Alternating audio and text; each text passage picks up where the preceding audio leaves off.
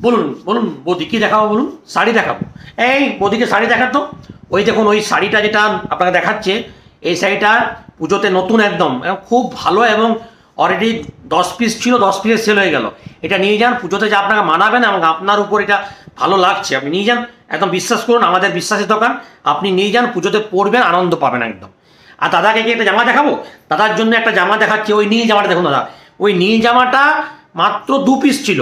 সেদিন ওই মুখার্জি দাদা নিয়ে গেছে, উনি তো আবার ফোন করে বলছেন, কিন্তু আপনার জন্য আমি রেখেছি, যেহেতু আপনি পারমানেন্ট কাস্টমার আমার।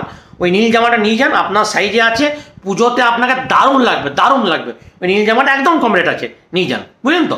আর ওই বাবুর জন্য একটা পাঞ্জাবি দেখি, ছোটো পাঞ্জাবি, মানে ছোটো পাঞ্জাবি, মানে এমনি তো হাতে আসে না, এবারে বিশেষ করে 10টা মালে এনেছিলাম। ওকে একটা পাঞ্জাবি দেবো, ওকে মানবো না, কারণ ও আপনারা সবাই পড়বে না, অষ্টমীর দিন পড়বে না। আরে ওকে, বাবুকে পাঞ্জাবিটা আপনি দিয়ে দিলাম একদমই কম রেটের মধ্যে, একদম 3টে কম রেটের মধ্যে লাগিয়ে দিলাম। আর শুনুন মোদি, আর একটা শাড়ি নেবেন, একটা ওই নতুন শাড়ি এসেছে, একটু দামটা একটু কস্ট, কিন্তু মানে কালেকশন খুব ভালো, অলরেডি অনেকগুলো সেল হয়ে গেল, এবং আপনি ওটা দশমীর দিন সিঁদুর খেলার সময় পড়তে পারবেন।